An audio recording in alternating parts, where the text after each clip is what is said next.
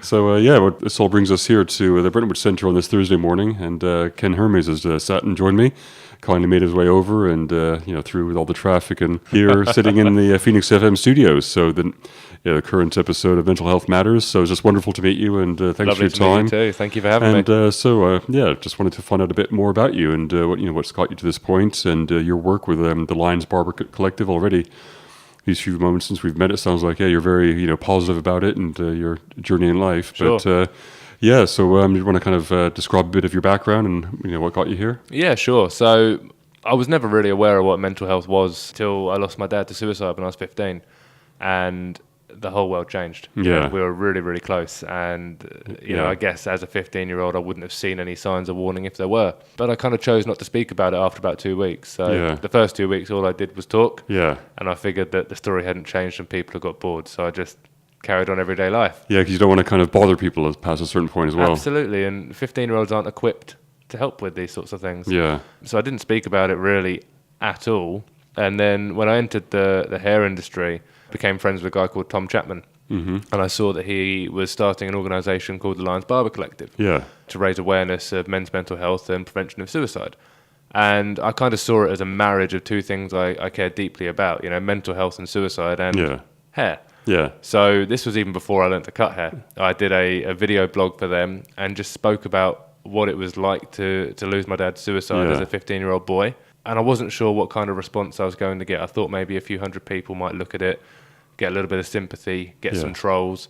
But within a week, 14,000 people had viewed it. Wow. And there was nothing but positive comments coming through my inbox. Yeah. So I decided I was never going to stay silent again. And that was it. I've not shut up talking about it. How long ago was that when you did that video? So I did the video in 2015. Okay. Yeah. So since then, every day, I make a point to speak about mental health in a positive way. Yeah. And a lot of people said to me that they found it helpful hearing me speak so honestly about my loss. Yeah. And I guess I felt like I had to have an inspiring story to help people, but you don't. I think just speaking about something so terrible helps people that have been through something similar. Yeah, because it can be difficult to put things into words because we feel so much, and sometimes we don't have the language to describe how we feel. But I guess just saying something and getting something out, because also we hold it in our bodies as well, and it can be trapped in our bodies. So to kind of do even any movements or do anything to kind of get it out of us and express is a positive thing. Absolutely. So it's really gone strength to strength from there. The Lions Barber Collective have now become a registered charity. Yeah. And then, I'll be honest, I took a little bit of time out because I started battling my own anxiety, which may or may not have been delayed grief. I don't know. But I kind of took a bit of time out and worked on my own mental health. Yeah. But then I came back with not only some education on suicide and mental health, but also on anxiety as well. Yeah. So I came back and was invited to be an official ambassador. Yeah. Obviously now I am a barber. I've been trained. So what's great is that I can put the mental health work into my everyday day job as well. And really make a positive impact on people's lives when they come and sit in my chair and have a haircut. Yeah, because that's one thing I wanted to talk about is, that as you kind of describe in your bio is that, when when guys sit down to have their haircut, they can be quite open about things, not just talking about where you're going on a holiday, but actually just talking about themselves. And so a part of your training for that, do you learn to hear the cues of perhaps any hints? Absolutely. That maybe if not being direct about something, you can tell if something's under the surface that they're not happy about. Yeah, absolutely. So I noticed, even before I was a barber, I spent a lot of time in barbershops. I just loved barbershops. Yeah. And I would notice that conversations were very, very open between customers and barbers, and they would talk about affairs or relationship breakdowns or deaths in families. And I kind of found that quite interesting that people would speak about that. Yeah. So part of the Barber Talk training that we've developed as the Lions Barber Collective is to spot signs, to really listen in a non-judgmental way. Yeah. And then to advise our clients on where they are best placed to get the help that they need. Okay. At the end of the day, we're not trying to make barbers into counsellors because the counsellors do their jobs very well. Yeah. But there's been some research done by the Bluebeard's Revenge with the Lions Barber Collective, and the statistics were phenomenal. And overall, men feel more comfortable speaking to barbers, hairdressers, tattooists about their own mental health and their feelings than they would a doctor. Okay, because it's when you go and see a doctor, there's like a formalized process. You have to make an appointment and go do this thing. But you're in a situation that you're going to be in anyway, having your haircut, you can just be open as well. And also, to another guy, you can, maybe, that you have shared experiences and shared things that you're able to talk about because you've, got a feeling that, you can find some common ground to start with. Yeah, and absolutely. so you know where the other person's coming from. And so maybe, you can find it easy to share a little bit. Absolutely. I think when I spoke so openly about my dad, and then I also spoke quite openly about my anxiety, online, I think that the clients of mine that saw that felt that they saw some vulnerability in me. Yeah. And that I wasn't on a pedestal as this mental health ambassador. I'm here saying, actually, I've really struggled myself. Yeah. And I want to listen to you. And I think it gave people the confidence to speak to me in a non-clinical, non-judgmental environment. Yeah. And as you said, it's a situation they're going to be in every 2, 3, 4 weeks anyway. Yeah. So why not be a really good human and help them talk while they're there? Yeah. And, with your process, as you say, talking about it, were there kind of landmarks you went through? So things that you weren't able to say or particular points or moments that you talked about that helped a lot, just to share? With my own loss? Yeah. Yeah, I think I was told there was a grief triangle when I was a kid. It doesn't exist. Yeah. So I was trying to grieve in a particular way. Yeah, like you thought you should do. Yeah, that's right. So when I didn't grieve that way, I felt like I was failing the grieving process and I wasn't grieving properly. Yeah. That's quite damaging to quite a vulnerable child, essentially. I was a child. I think for me, the first 3 years were really, really difficult. I dropped out of college and I was kind of in and out of jobs, just trying to find myself. I'd always wanted to be a musician. Mm-hmm. And then when I finally got to music college, I just couldn't concentrate on anything other than my own grief. Yeah. Which, it was a shame at the time. Yeah. But then I became a father at 19 years old. Right. And everything changed. That would be a big turning point. Yeah. Absolutely. You have to grow up as well. Exactly. I had to grow up. I had to move out, and really step up and become a man rather than a boy. So I kind of left some of that grief in the past and just moved forward. And I think that was a big stepping stone for me.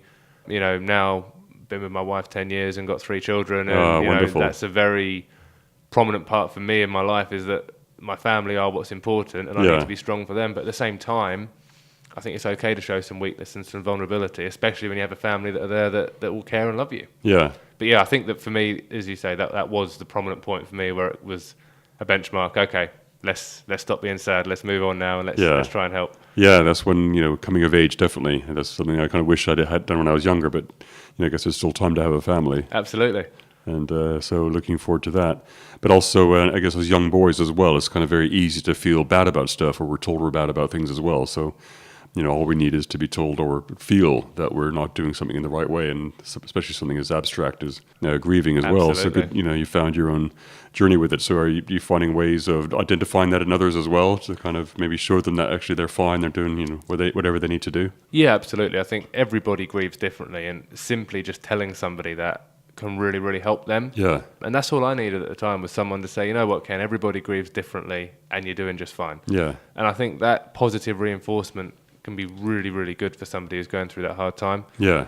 And as I say, I do get a lot of people coming in that had a bereavement in their family and are struggling with the grief, but sometimes it's about them and the way they're feeling, their own depression, their own mental health, and it actually has no relation to what I went through. Yeah. So in that point, I think it's about trying my hardest to identify and, again, show my own vulnerabilities through what I've been through, to show them that you're talking, and that's brilliant. That's what's important. Yeah, for sure. Because also, you don't want to feel guilty that you're bringing attention onto yourself by grieving through a process as well. Because if there's been a bereavement in the family, you don't want to kind of make things about yourself, but your feelings about it are relevant, and absolutely, and also each person as well has to have identified that and talk to each other about it. Absolutely. I think I remember what people said to me, and I remember what worked well and what didn't work well. Yeah. So now when I'm speaking to somebody who's grieving, I try and say the positive things and the things that worked well for me, and the compassionate statements that you can say,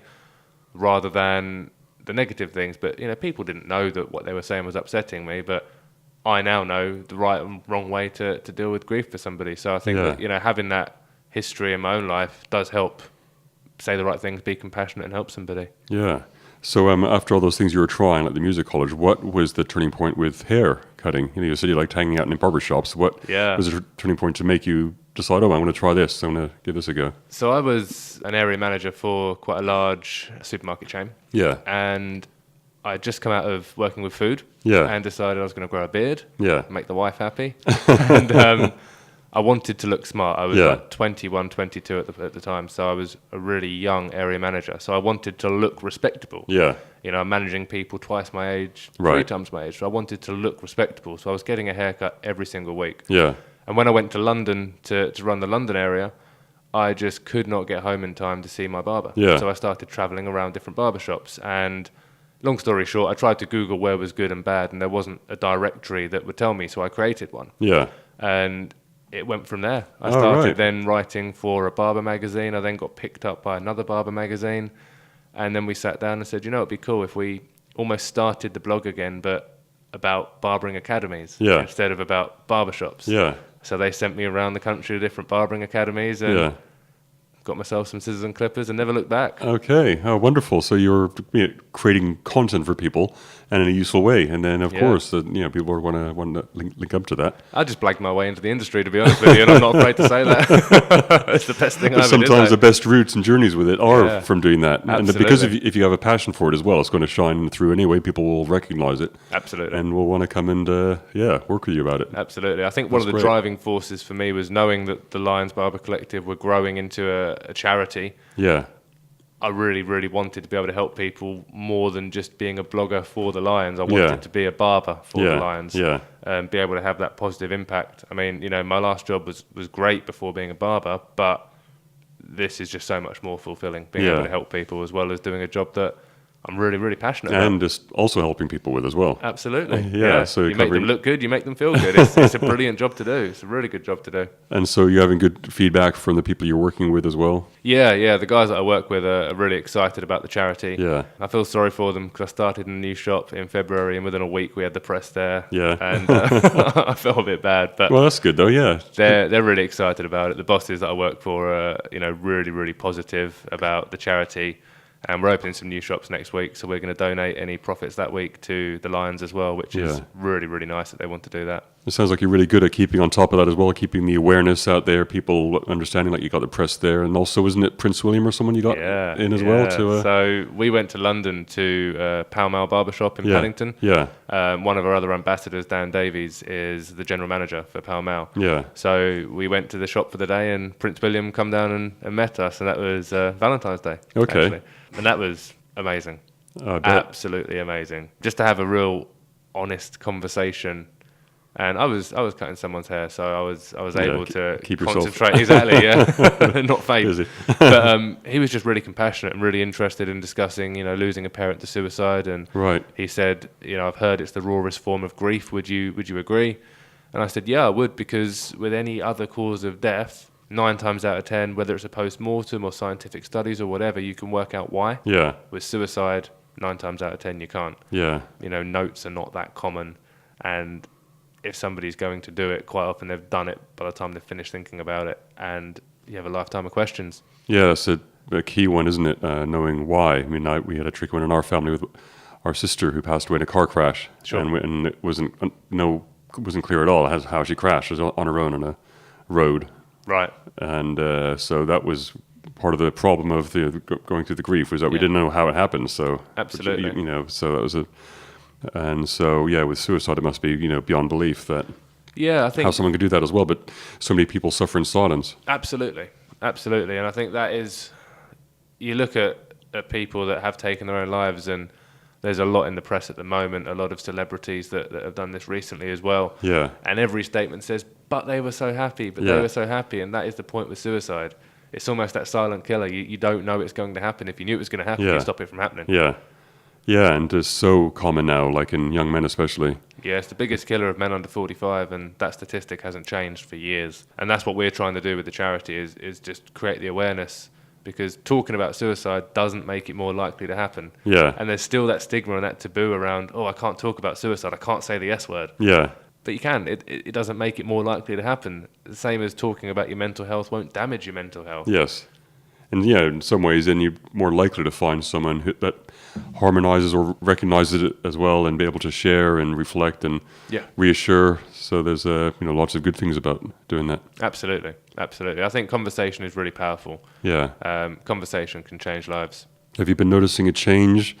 I guess it's hard to say, because when you become more aware of it, then you're seeing things in a different way. But in terms of men being able to speak about it and to share about it, because I guess it hasn't been common for men to be able to speak about things like that. Absolutely. I think I have, but it's very, very hard to say if that's because people are aware of the work I do and want to talk to me because of it. Yeah, of course. Or if we are just, as a society, starting to break down that stigma. But either way, it's great that people want to do that. Yeah. I have had clients that have seen what we do and come into the shop, not knowing specifically that I work with the Lions, but just to talk to us about the charity and are you aware? And it's great, they've heard us on radios and seen us on TV shows, and it's really powerful that then clients go, you know what, I'm going to go to my barber and have a conversation. And it's even better when you can say, oh, I'm an ambassador for these guys, come and have a seat. But then, I've had clients that have seen me in the press and then came in specifically to have a conversation and have they don't really need a haircut, but they're going to have a haircut and have a conversation. It's really, really powerful. Yeah, good to share. And also that doesn't have to be just about them, because there's, all sorts of broader issues in society, like financially and things like that, which are really, running everybody down. So to kind of have a support system. Absolutely. And you do get a lot of that. It may not be mental health that they want to talk to you about, but sometimes you feel if they didn't speak to you about what they were, that could then cause mental health problems down the line. So it could be finance, it could be debt, it could be relationship problems. And sometimes it's just being human and listening and giving them some advice. Some people just want to moan about their other half for a while, and then they feel great. And it's important to be able to listen. Yeah, because they've not been able to do that elsewhere. Exactly. Yeah. And then they won't go home with all the tension. Yeah. So I think just having an ear and a voice it's just so powerful. It's so powerful. That's wonderful to hear. So what are the next steps that you just want to keep expanding, or? Yeah, so we're developing the Barber Talk modular training at the moment. So at the moment we have Barber Talk Lite. So if you go on the Lions Barber Collective website, you can complete the Lite training for free. Yeah. And you get window stickers for your barbershops, a certificate of completion and some leaflets. But we are just about to finish the modular training, which will be some more intense training, similar to Safe Talk, to give the guys that want to obviously complete the training more knowledge and more tools. Yeah. And then for us, it is growing as a charity, and the overall goal is just to end the stigma on suicide. And we work with other charities. We don't work against any charities. It's not like that. We need to work with other charities because all we're doing is training barbers to spot signs, but we need to know where to send people. Yeah. And it's not always the NHS. It may be a charity or a non-profit organisation that's going to be best for them. Yeah. So for us, it's creating these other partnerships with other people as well, so that we can send them there in safe knowledge that they're going to the right place and getting the help that they need. Okay. And also what I was thinking as well is trying to identify other areas where men can sit and talk. So not just with the barbers. Are there other things that you've thought of, like maybe? Absolutely, yeah. So I was talking to Tom the other day about this, and tattoo talk is something that we spoke about. Yeah.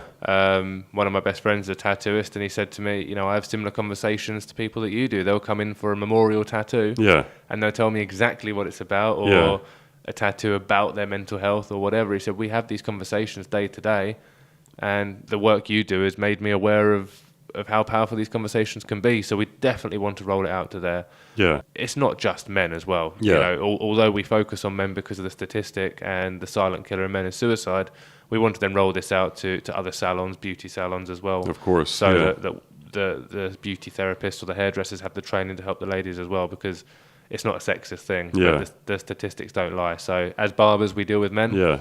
And also just what you're aware of yourself anyway. So you're going to fruit you first. You're going to go to what you're familiar with. But then, once you establish the knowledge and foundation and structure of it, you can then, roll that out to everyone to help everybody. But also, find other areas where people do sit down and talk. So, it could be everything from a coffee shop person to absolutely all sorts of different things. That's it.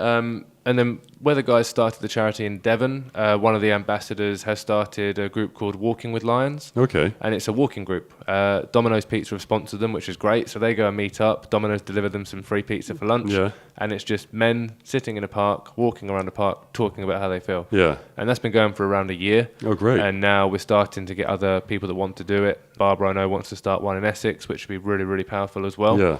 And then what some of our other ambassadors are doing is called a Lions Den, which is where they open up their shop. They get a counsellor or a psychologist in the shop for the evening.